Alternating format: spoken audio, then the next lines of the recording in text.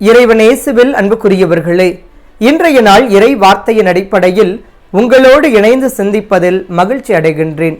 இன்றைய இறை வார்த்தை வழியாக அன்பாலும் அறச்செயல்களாலும் நமது வாழ்வை நாம் அலங்கரித்துக் கொள்ள அழைக்கப்படுகின்றோம். நாம் எப்படி ஜெபிக்க வேண்டுமென இறைவன் நமக்கு கற்றுக் கொடுத்தார்.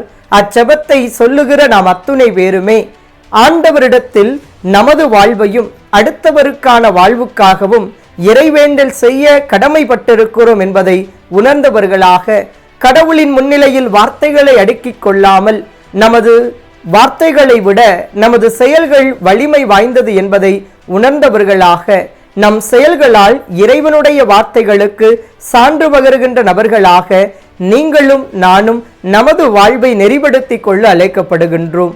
எனவே இறைவன் கொடுத்திருக்கின்ற இந்த இனிய நாளில் காணுகிற ஒரு எளியவருக்கு இயன்ற உதவியை செய்து இறைவன் விரும்புகின்ற மக்களாக நீங்களும் நானும் நம் தேவைக்காகவும் அடுத்தவரின் தேவைக்காகவும் ஆண்டவரிடத்தில் இறைவேண்டல் செய்பவர்களாகவும், இறைவேண்டலோடு நின்று விடாமல் அந்த இறைவேண்டலுக்கு செயல் வடிவம் தருகின்ற வகையில் அடுத்தவரின் வாழ்வில் நம்மால் இயன்ற உதவிகளை முன்னெடுப்பவர்களுமாக நமது வாழ்வை அமைத்துக் கொள்ள இன்றைய நாளில் இறைவனிடத்தில் அருள் வேண்டுவோம்.